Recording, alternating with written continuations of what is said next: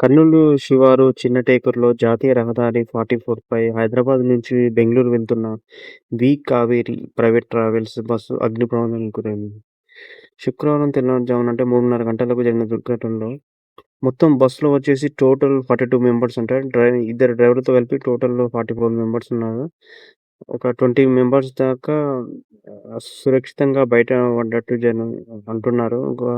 ఇప్పటివరకైతే dead bodies అయితే 20 వరకైతే లభించాయి. అంటే బైకర్‌ది కూడా ఆహ్, దొరికి వాళ్ళతో కలిపి అండ్ హైదరాబాద్ వెళ్తున్న బస్సును కర్నూలు శివారులో ఉలిందకొండ సమీపంలో రాగానే వెనుక వైపు నుంచి ద్విచక్ర వాహనం అంటున్నారు. అది వెనుక వైపు ముందు అనేది తెలీదు. అంటే అతను ఆపోజిట్ డైరెక్షన్‌లో వస్తుందన్నారు.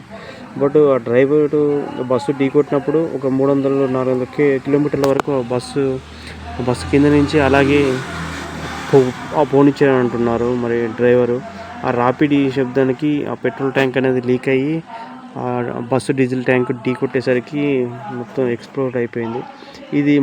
ఇందులో కొంచెం డ్రైవర్ తప్పే ఉన్నట్టే ఉంది. ఎందుకంటే బస్సు ఒక యాక్సిడెంట్ జరిగిందంటే బస్సు ఆపితే ఇంత ప్రమాదం ఏమైనా ఉండకూడదు కదా! మళ్ళీ ఆయన అంత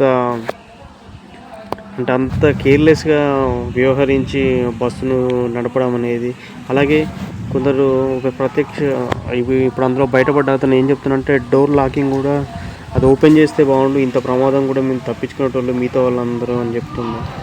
అది కూడా లాక్ అవ్వడం. ఈ డ్రైవర్ ఇంకోటి వాటరు ఫస్టు బైక్ ఢీకొట్టుడుతోటే మంటలొచ్చినప్పుడు ఆయన చిన్న ఏదో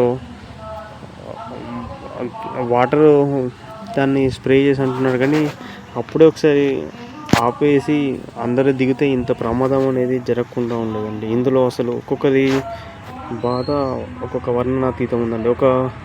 అతను నెల్లూరు జిల్లాకు చెందిన అతను వాళ్ళ ఫ్యామిలీ అంటే బెంగుళూరు కంప్లీట్ ఏదో ఒక ట్రిప్ ఉందని చెప్పి హైదరాబాద్‌కి వచ్చి మళ్ళీ రిటర్న్‌లో వెళ్తుంటే ఇలాంటివి జరగడం బాధాకరం. అలాగే నల్గొండకు చెందిన ఒక టెక్కీ కూడా ఆమె మరణించింది. ఇంకో నెల్లూరు ఆమె, వీళ్ళిద్దరూ బెంగుళూరులో సాఫ్ట్‌వేర్ అంట.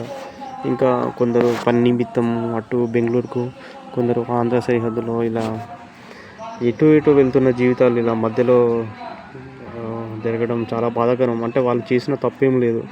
ఒక బైకు అతను ఈయన డ్రైవర్‌ను వ్యవహరించిన తీరు వల్లనే ఇంత అనర్థం జరిగిందండి. ఇంకోటి అసలు బస్సు మీద చలాన్లు ఉన్నాయంట. అది ఫిట్ కూడా లేదు అని అంటున్నారు.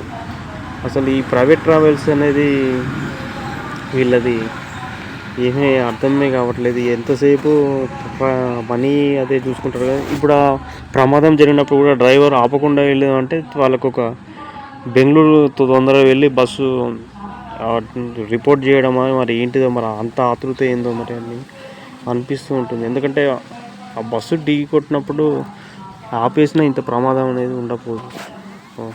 ఏం చేస్తాం, ఇది తలుచుకుంటుంటేనే చాలా బాధగా ఉంది పాపం.